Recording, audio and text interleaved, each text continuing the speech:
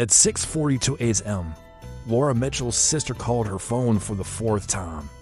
It rang once, twice, then went straight to voicemail. That alone wasn't strange. What was strange was that Laura never let it go to voicemail. She worked night shifts, she texted. Back tired, she complained, but she always answered. By 7:10 a.m., her husband Evan was already standing in their driveway, barefoot, shaking, phone pressed to his ear. "My wife is missing," he told the dispatcher. His voice cracked perfectly on the word missing. Neighbors would later say they believed him instantly, because Evan Mitchell didn't look like a man hiding something. He looked like a man collapsing. 8 years of marriage, evening dog walks, quiet dinners. Laura, the nurse who stayed late with patients who had no family. Evan, the tech business owner who worked from home and packed her lunches. They were ordinary in a way that made people trust them. But inside that house, Laura had been quietly preparing to leave. Not because she didn't love him, because she couldn't breathe anymore. Detective Mara Klein was the first to notice the imbalance. She stood in the Mitchell kitchen while Evan paced behind her, repeating the same sentence over and over. She wouldn't do this. She wouldn't leave without telling me. Not I miss her. Not I'm scared. Just certainty. Mara had worked disappearances for 15 years. Certainty that early always bothered her. Still, the facts favored Evan. Laura's car was still at the hospital. No withdrawals. No bruises on past medical records. No neighbors reporting fights. And Evan did everything right. He handed over his phone, his laptop, his passwords. He cried when cameras arrived. He wore the same gray hoodie every day, sleeves damp with tears. People brought casseroles. Laura's face filled the news, and Evan stood at the center of it all, grieving, cooperative, trusted. Then came the first misdirection. A hospital security guard reported seeing Laura arguing with a man near the parking structure the night she vanished. Tall, hoodie, unknown face for 48 hours. Investigators chased the lead. They pulled traffic cameras, questioned patients, released a composite sketch. Evan watched the press conference from his couch, nodding slightly. Later, he thanked the detectives. "You're doing everything you can," he said softly. Mara noticed his hands were steady. The second misdirection almost ended the case. A credit card alert flagged Laura's account at a gas station the town's over. The timestamp was after her disappearance. For 1 long hour, the task force believed she might be alive.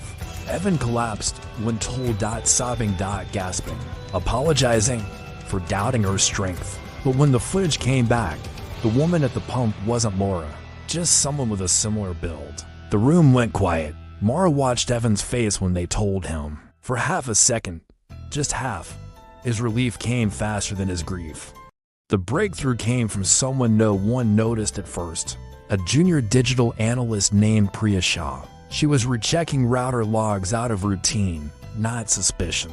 At 11:48 p.m., the night Laura vanished, Evan's phone pinged near an abandoned industrial drainage site, not once, 3 times. When confronted, Evan didn't deny it. He smiled weakly. "I drove around. I couldn't breathe. I needed air." It made sense. Too much sense.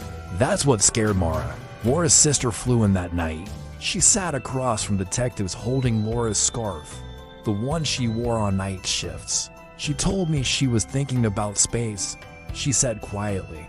"Not divorce, just space." She stared at the table. She said Evan kept asking who she loved more, him or her job. The search returned to the industrial site. They almost missed it. A concrete slab had shifted just enough to expose a drainage tunnel. Inside, wrapped carefully, was Laura. No broken bones from a struggle. No sign she fought, which meant she trusted whoever brought her there. Mara had to step outside. She realized Laura hadn't screamed. She'd listened. Evan didn't ask where they found her. He asked, was she scared? That's when the room changed. In the interrogation room, Evan finally stopped performing. His voice didn't crack anymore. She was slipping away. He said, "I could feel it every day." He described Laura's independence like an illness. She didn't need me the way she used to. When asked why he didn't let her go, Evan laughed once, sharp and hollow. You don't let go of oxygen. He admitted he'd planned it. Not angrily, carefully. He sedated her, talked to her, told her everything would be okay. Then he held her while she faded. I stayed, he whispered. I stayed so she wouldn't be alone. Detectives later said that part haunted them most. At trial, prosecutors played Evan's interviews beside his search history. How to make someone disappear. How long before decomposition smell. The same man who begged for help on TV had rehearsed this. Evan showed no emotion at sentencing. Laura's sister did. Years later, Detective Mara Klein still thinks about one moment. Not the body, not the confession, but the way Evan cried for cameras and how easily everyone believed him.